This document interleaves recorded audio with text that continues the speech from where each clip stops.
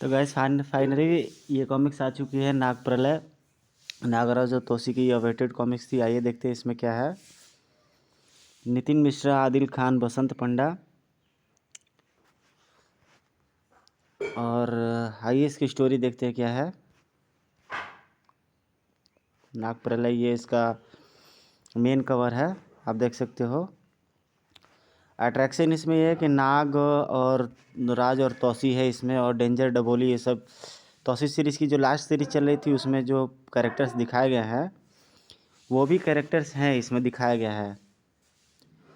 तो हालांकि अब कॉमिक्स जो है वो बंद हो चुकी है, उसका मार्केट डाउन हो चुका है, बट ये सभी चीज़ें अभी भी हैं, इस दौर में अभी भी हैं। तो आइए देखते हैं इसकी स्टोरी क्या रही है। भविष्य में समय धारा में आने वाले भीषण ज्वार भाटे की शुरुआत बहुत पहले ही हो चुकी थी, जब अपने गुरु गोरखनाथ के आदेश पर नागराज ने सिल्वरलैंड से निकलकर अपने सफ़र की दिशा अमेरिका की जगह भारत को महानगर की ओर मोड़ दी। ऐसी कौन सी आपदा आने वाली जिसके लिए गुरुदेव को स्वयं मुझे आगाह करने आना पड़ा। पढ़े नागराज युगारंभ संयुक्त संस्करण। महानगर के बाहर स्थित एक पुराना बंद पड़ा कारखाना, जिसके कंपाउंड में एक अत्याधुनिक अनुसंधान प्रयोगशाला जो कि कुछ देर पहले तक शांत नजर आ रही थी, अब वहाँ मौत के शोले बरस रहे थे। काबूम। तुम्हारे इस संसार से दर्द और दगा के सिवाय कुछ न मिला, पर उफ मैंने उफ तक नहीं की, लेकिन शायद तुम मेरी सहनशीलता को उसकी कमजोरी मान बैठे भगवान। पर वे शोले उस उफनते लावे के सामने कुछ नहीं थे जो उन्हें भड़काने वाले के मुंह से फूट रहा था। तो ये रहा तौसी को फर्स्ट इस सीन में दिखाया गया है। फर्स्टली तौसी को इस सीन में दिखाया गया फाइनली। उसके क्रोध के फटते ज्वालामुखी से जैसे आसमान भी सिहर उठा था। गड़ इंसानों का यह पृथ्वी लोक हो या फिर पाताल लोक और सर्प देश, मैं हर जगह ही चला गया, फिर भी मैंने अपने कर्तव्य पथ को खुद को कभी डिगने नहीं दिया भगवान।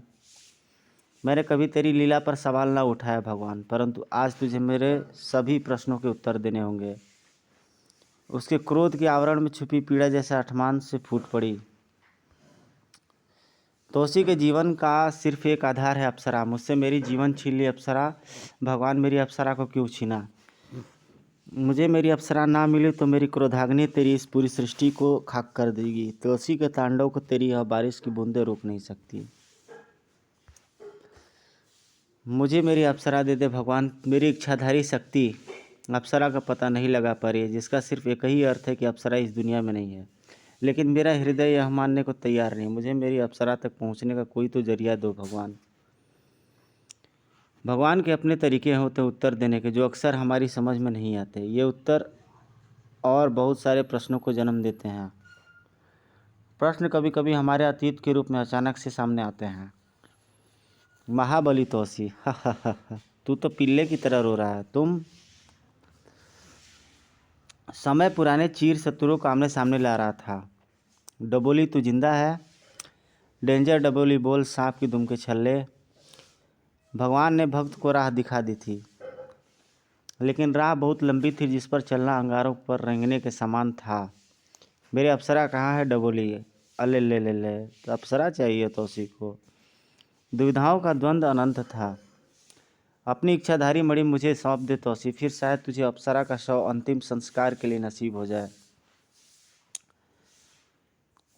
यह परीक्षा थी प्रेम और पराक्रम की, और यह बात संसार को बताने वाला भी जानता था कि महाबली तौसी के समान न कोई प्रेमी था और ना पराक्रमी। या फिर था। मौसम काफ़ी तेज़ी से खराब हो रहा है। ऊंची लहरों के थप्पड़े से आगे बढ़ना मुश्किल कर रहे हैं। नागराज के पराक्रम की अग्नि परीक्षा उस समुद्र से आरंभ हो रही थी। ओह, उस यॉट पर बड़े शिप से फायरिंग की जा रही है। तर तर तर तर तर तर। यह तो पायरेट्स यानी समुद्री दस्युओं का जहाज लगता है। नागराज का अंदेशा सही था। याट अपने कब्जे में ले लो और उस लड़की को जिंदा पकड़कर हमारे पास ले आओ गंगू। समुद्री दस्यु अपने शिकार को अकेला और निहत्था कर चुके थे। Damn it, I am out of bullets. कितना भी मचल ले, लेकिन इस समुद्र में आई हर मछली गोगा के जाल में ही फंसी जाती है। ग्रेस कोई छोटी महली नहीं जो तुम बदबूदार दस्युओं के जाल में फंस जाए। ग्रेस शार्क है। शिकारी का शिकार करना अच्छी तरह आता है। ओ नहीं, जिंदा ग्रेनेड फेंक दो। जिंदा ग्रेनेड फेंक दिया कमबख्त ने, जल्दी कूदो सब। तो ये लड़की उन पर हैंड ग्रेनेड फेंक देती है और नागराज अपनी यात्रा के दौरान एक शिप दिखता है जिस पे कुछ पायरेट्स लगे रहते हैं।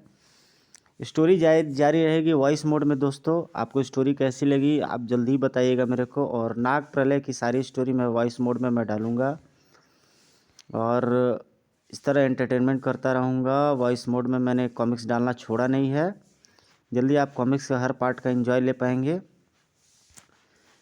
मिलते हैं आपसे नेक्स्ट वीडियो में। Till then take care, good bye.